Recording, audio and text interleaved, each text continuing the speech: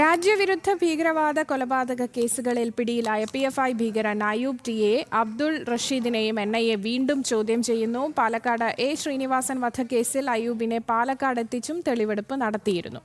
പ്രതികളുടെ NIA custody കാലാവധി നാളെ അവസാനിക്കും. ജിജീഷാണ് കൊച്ചിയിൽ നിന്ന് വിവരങ്ങൾ നൽകാനായി ചേരുന്നത്.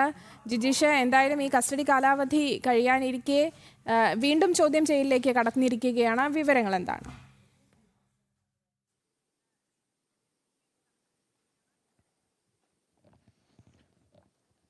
ആര്യശ്രീ, KP ഇവിടെ ദേശീയ അന്വേഷണ ഏജൻസി ഈ ഭീകരവാദികൾക്കെതിരായ അന്വേഷണം കൂടുതൽ ശക്തമാക്കി തന്നെ മുന്നോട്ട് പോകുന്നു. അങ്ങനെയാണ് ഈ അബ്ദുൾ റഷീദ്, അയൂബ് ഈ രണ്ട് പേരെയും കസ്റ്റഡിയിൽ വിശദമായി ചോദ്യം ചെയ്യുന്ന ഒരു ഘട്ടത്തിലേക്ക് ദേശീയ അന്വേഷണ ഏജൻസി കടന്നിരിക്കുന്നത്. ഇതിൽ അയൂബ് പോപ്പുലർ ഫ്രണ്ട് ഓഫ് ഇന്ത്യയുടെ ആയുധ പരിശീലകരിൽ ഏറ്റവും പ്രധാനപ്പെട്ട ആയുധ പരിശീലകരിൽ ഒരാളാണ്. ഇതിൻ്റെ കൃത്യമായ വിവരങ്ങൾ നേരത്തെ അന്വേഷണം ആരംഭിച്ചപ്പോൾ തന്നെ 2022 ദേശീയ അന്വേഷണ ഏജൻസി PFI ഭീകരവാദ സംഘടനകളുടെ നിരോധനത്തിന് ശേഷം വിശദമായ ഒരു അന്വേഷണത്തിലേക്ക് കടന്നിരുന്നു. ആ ഘട്ടത്തിലാണ് ഏതെല്ലാം വിങ്ങുകളാണ് ഇതിനുവേണ്ടി PFIക്ക് പ്രവർത്തിച്ചിരുന്നത് എന്നതിൻ്റെ കണ്ടെത്തൽ ആദ്യമുണ്ടായത്. അങ്ങനെയാണ് ഹിറ്റ് ടീം എന്ന പ്രത്യേകമായി തന്നെ, അതായത് എതിരാളികളെ ഉന്മൂലനം ചെയ്യുന്നതിന് വേണ്ടി ഹിറ്റ് ടീം എന്ന പ്രത്യേകമായി തന്നെ ഒരു ഗ്രൂപ്പ് ഇവർ പ്രവർത്തിച്ചിരുന്നു. അതിൻ്റെ ഭാഗമായി മാറിയിരുന്നു എന്ന് മനസ്സിലാവുന്നത്.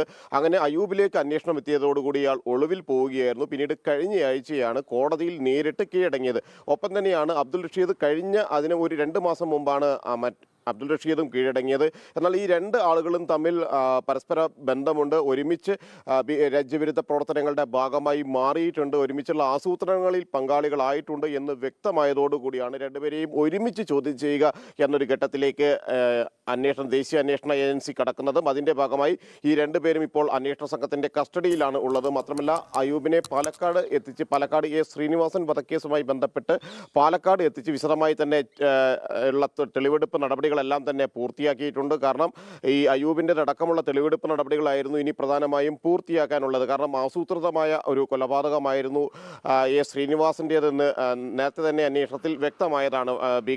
PFI ഭീകരവാദികൾ ആസൂത്രിതമായി നടത്തിയ അരുംകൊലകളിൽ ഒന്നായിരുന്നു ശ്രീനിവാസൻ്റേത്. RSS പ്രവർത്തകനായ ശ്രീനിവാസനെ ലക്ഷ്യം വെച്ച് വളരെ നേരത്തെ തന്നെ ഈ ഹിറ്റ് ടീം അതിൻ്റെ പദ്ധതികൾ ആസൂത്രണം ചെയ്തിരുന്നു. അതൊരു നടപ്പിലാക്കുക എന്ന കൃത്യത്തിൻ്റെ ഭാഗമായി മാറുകയായിരുന്നു. അല്ലെങ്കിൽ അത്തരത്തിലുള്ള ആളുകൾക്ക് പരിശീലനം നൽകുകയായിരുന്നു അയൂബ് ടിയെ അടക്കമുള്ള ആളുകൾ ചെയ്തിരുന്നത്. അങ്ങനെ നിരവധി ആയുധ പരിശീലകർ, അതിനു മുമ്പ് മുഹമ്മദ് മുബാറക്, ഈ അയൂബിൻ്റെ അതേ സ്ഥലമായ എടവനക്കാട് സ്വദേശിയാണ് മുഹമ്മദ് മുബാറക് എന്നയാൾ. ഏറ്റവും ആദ്യം ഇത്തരത്തിൽ PFI ആയുധ പരിശീലനവുമായി ബന്ധപ്പെട്ട് അറസ്റ്റിലാകുന്നത് ഈ മുബാറക്കാണ്. ഈ മുബാറക്കും അയൂബും തമ്മിലുള്ള ബന്ധങ്ങളും, ഇരുവരും ഒരുമിച്ച് ആയുധ പരിശീലനങ്ങളുടെ ഭാഗമായി പ്രവർത്തിച്ചിട്ടുണ്ട്, കായിക പരിശീലനങ്ങൾ നൽകിയിട്ടുണ്ട്. പ്രത്യേകമായി തന്നെ റിപ്പോർട്ടേഴ്സ് വിങ്, ഒപ്പം തന്നെ ഹിറ്റ് ടീം എന്നിവയുടെ എല്ലാം തന്നെ തലപ്പത്ത് ഇവർ പ്രവർത്തിച്ചിരുന്നു എന്നുകൂടി അന്വേഷണത്തിൽ വ്യക്തമാവുകയും ചെയ്തു. അങ്ങനെയാണ് രണ്ടുപേരെയും ഒരുമിച്ച് ചോദ്യം ചെയ്യുന്ന നടപടിയിലേക്ക് കടന്നിരിക്കുന്നത്. മാത്രമല്ല ഇതിൻ്റെ ഭാഗമായി കൂടുതൽ ആളുകളെ കസ്റ്റഡിയിലെടുക്കാനും കൂടുതൽ ആളുകളെ സംബന്ധിച്ചുള്ള വിവരങ്ങളെല്ലാം തന്നെ ദേശീയ അന്വേഷണ ഏജൻസികൾക്ക്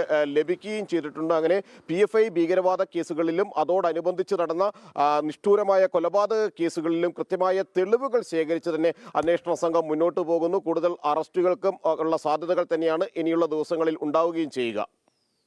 അത് തന്നെയാണ്, കൂടുതൽ ആളുകളിലേക്ക് അറസ്റ്റ് ഉൾപ്പെടെയുള്ള നടപടിക്രമങ്ങളിലേക്ക് കടക്കാൻ തന്നെയാണ് അന്വേഷണ സംഘത്തിന്റെ നീക്കം. ജിജീഷ് കരുണാകരനാണ് വിവരങ്ങൾ നൽകിയത്.